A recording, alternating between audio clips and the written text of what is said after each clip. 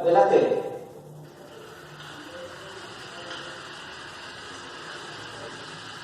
Izquierda.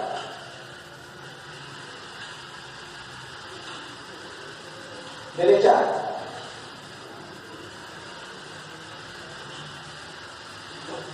Atrás.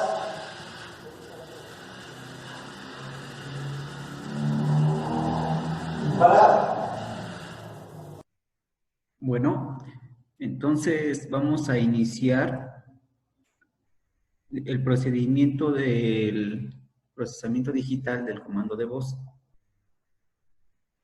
Entonces, lo que primero se empieza es con la grabación del comando de voz a una frecuencia de muestreo, en este caso, por ejemplo, de 8 kHz. Posteriormente se le aplica una señal filtrada cuya función está representada por esta señal, ¿vale? Entonces, una vez filtrada, se aplica un algoritmo de tal forma que identifique dónde inicia la palabra, ¿sí? Y así reducir el procesamiento donde no existe absolutamente ninguna señal. Entonces, posteriormente, esa señal va a tener una duración en segundos y una cantidad de muestras, ¿sí? Entonces, para esa señal, para su análisis, se tiene que segmentar en periodos de 32 milisegundos aproximadamente.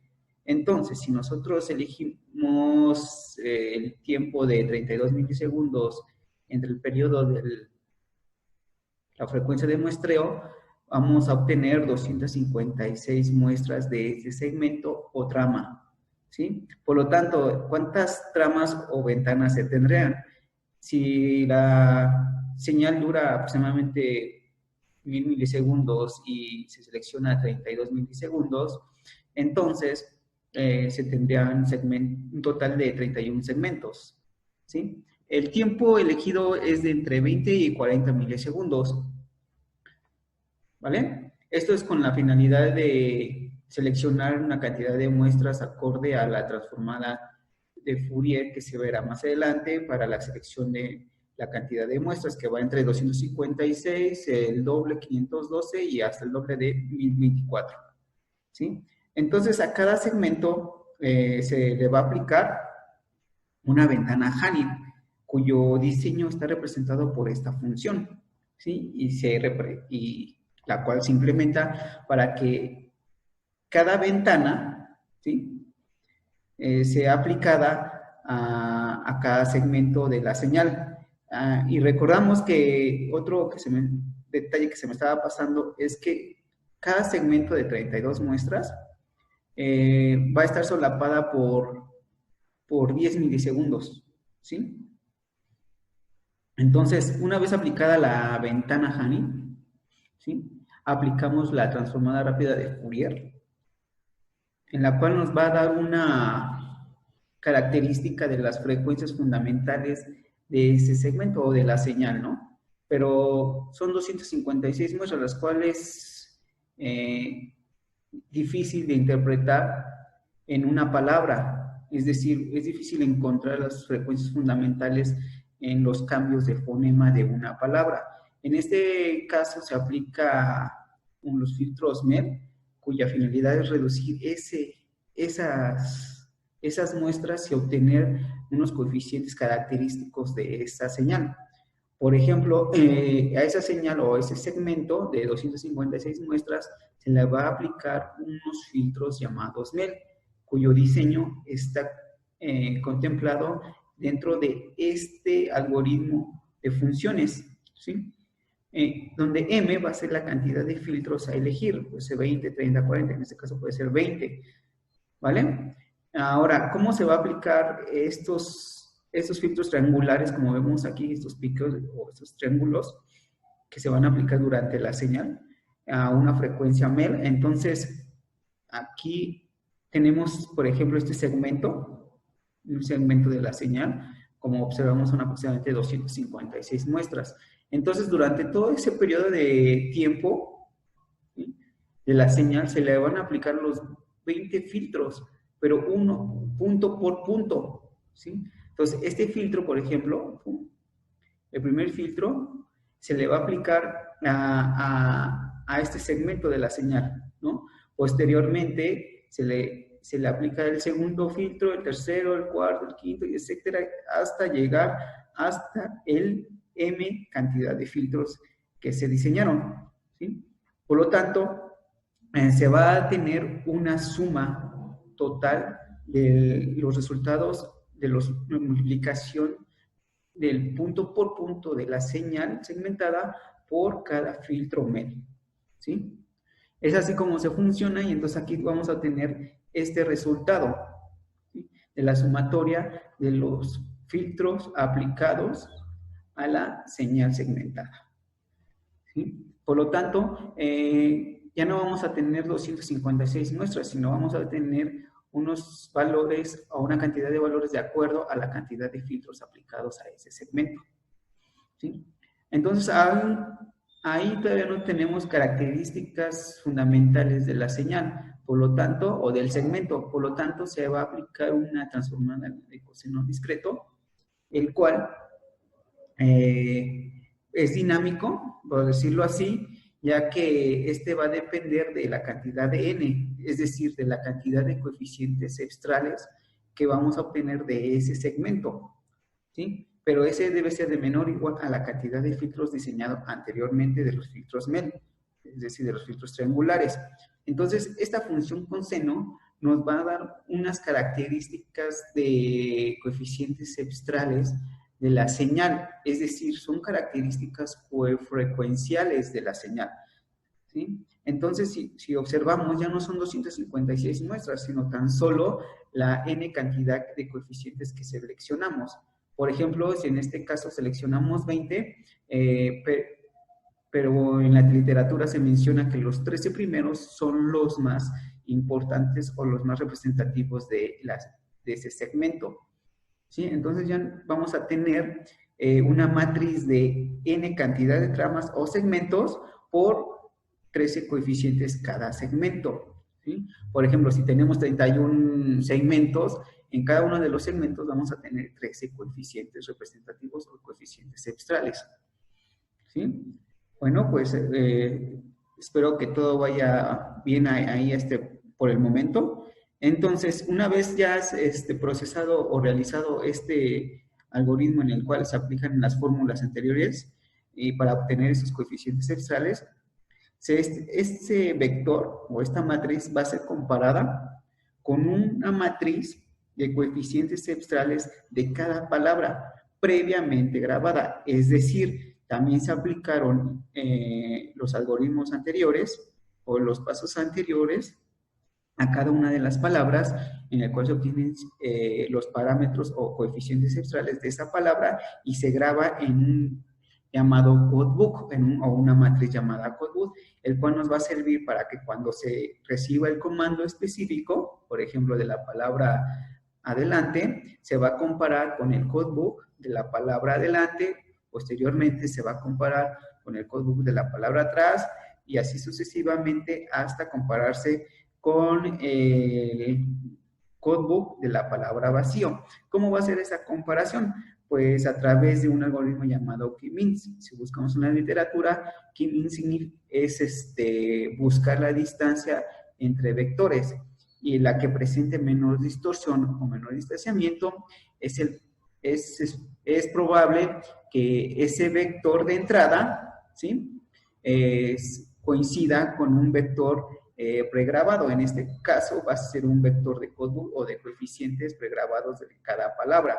Entonces, si por ejemplo la palabra adelante es comparada con un codebook de cada una de estas palabras, su distanciamiento nos va a dar un distanciamiento, una diferencia entre ellos, ya sea mayor o menor correspondiente. Si entonces, por lo tanto, vamos a tener una matriz de distorsión, ¿sí? Esa matriz de distorsión nos va a decir que hay una menor distancia o mayor distancia de la palabra o del comando dicho con respecto a una palabra pregrabada, ¿no?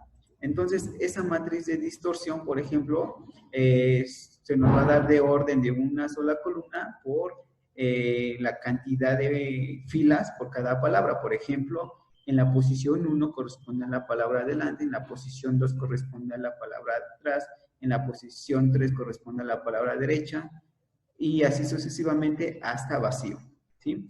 Entonces, una vez comparado o realizado el paso de Key-Means, realizado la comparación de los coeficientes obtenidos del comando recibido con respecto a los codebooks de cada una de las palabras, nos va a dar un valor, ¿sí?, de la distorsión que existe entre esos coeficientes o esa matriz.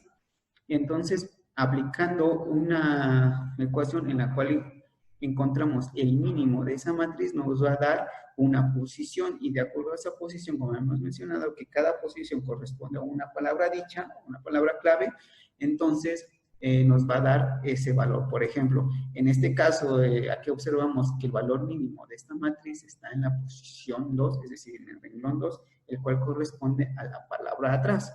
Entonces, ya no pasamos esos 256 o todas esas tramas, ¿no?, del comando de voz, simplemente utilizamos unos bits, ¿no?, para indicar que qué comando es el que sea recibido. Entonces, por ejemplo, aquí se pasa el número 2, la palabra 2, que corresponde a la palabra atrás. Una vez hecho eso, el procesador abre su puerto de comunicación UART, en el cual podemos transferir datos de 8 bits, ¿no?, en el cual, como vimos que es un rango entre 1 y 6 simplemente, entonces está dentro del rango de 8 bits, ¿no? Recordemos que va desde 0 hasta 255, entonces podemos transferirlo por una comunicación serial. Entonces se abre su puerto de comunicación serial del procesador para transferir ese valor o esa posición, el cual significa un comando de voz, hacia el microprocesador. El microprocesador lo único que va a hacer es, previamente configurado su módulo de radiofrecuencia, va a transferir ese dato hacia el módulo de radiofrecuencia, el cual es el encargado de transferir ese dato hacia el módulo de radiofrecuencia que tiene el robot. Una vez recibido ese dato, ya sea 1, 2, 3, 4, 5, 6, es lo que dentro de ese algoritmo que tiene el robot, es el cambio de dirección que se va a realizar, ¿vale? Entonces, pues básicamente, en resumen, sería que cuando tú recibes o se graba un comando de voz, este pasa por una serie de pasos para ser procesado de acuerdo a los filtros MEL con el algoritmo MFCC, que es conocido para la detección o reconocimiento de voz, ¿sí? Entonces, ese comando es procesado con ciertas características o coeficientes, el cual es comparado con un codebook de la palabra pregrabada anteriormente, y así obtener su distanciamiento de la matriz con respecto al comando recibido, y solamente no se va a transferir toda la palabra de lo que se dijo hacia el robot, simplemente lo que se va a transferir es un número, ¿sí?, en este caso de una longitud de 8 bits, que está dentro de la longitud de 8 bits, porque no llegamos ni siquiera a los 255, sino simplemente de 1 a 6, ¿no?, que está dentro de ese rango, el cual se puede ser transferido por comunicación serial, y lo que es el esclavo es transferirlo al módulo de RF, y el cual es recibido por el robot para cambiar de dirección, ¿sí? Bueno, espero que se entienda cómo es el paso a paso, y las fórmulas implementadas dentro del procesador son las que se describieron anteriormente, ¿sí? ¿Vale? Entonces, pues es aquí donde es el uso de las matrices, de los cuales nos hacen sufrir, ¿no? Sufrir mucho en las escuelas, y no nos dicen exactamente dónde podemos implementarlo, ¿no? Y eso es lo interesante de eso, ¿no? De cómo las matemáticas funcionan para hacer ciencia, ¿no? Por ejemplo, en este caso, para el control de un robot, ¿no?, por comando de voz. Bueno, pues vamos a ver cómo se programó el microcontrolador Arduino con respecto al módulo de radiofrecuencia. Entonces déjeme compartir la pantalla y vemos que aquí está el código realizado en el microprocesador Arduino, ¿sí? Usamos un módulo NRF24L01, que es muy conocido. En el lazo, primeramente en el lazo de inicialización, encontramos la función de inicialización del módulo. Aquí un detalle es que, si nos fijamos, no usamos una librería que está disponible en internet, sino simplemente hacemos nuestra propia librería. Aquí se observa nuestra propia librería NFR24L01. Entonces, de acuerdo a nuestra librería, en la cual contiene funciones para poder configurar este módulo, y dentro del lazo de configuración, inicializamos una función, o hacemos una función de inicialización del módulo, el cual está aquí, ¿no? Entonces, en la cual escribimos o configuramos cada uno de sus registros para que cumpla una cierta función, ¿sí? En este caso, el rango de comunicación que es a 2.4 GHz, su dirección, su correspondiente dirección, y así sucesivamente, ¿vale? Entonces, una vez configurado ya, inicializado el módulo de radiofrecuencia, entramos en el lazo de control.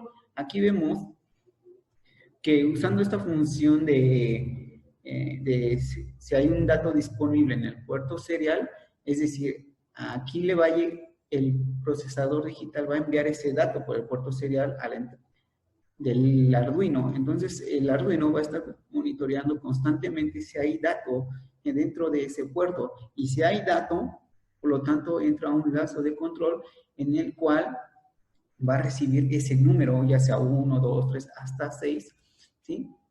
Para poder mandarlo, ¿sí? Por NRF24L01 a través de esta función de GroidData. Esta función de GroidData también fue diseñada por nosotros, en la cual estás aquí, ¿sí? Entonces recibe el dato, que es un dato de 8 bits, ¿sí? Y lo va a transferir a través del puerto serial de comunicación SPI, ¿vale? Una vez hacia lo que es el módulo de radiofrecuencia. Una vez hecho eso, lo transfiere y otra vez se sale del lazo para que pueda esperar hasta un nuevo comando enviado por el procesador digital, ¿sí? Entonces, básicamente, esa es la lógica en general del funcionamiento del robot controlado por comando de voz, ¿sí? ¿Vale?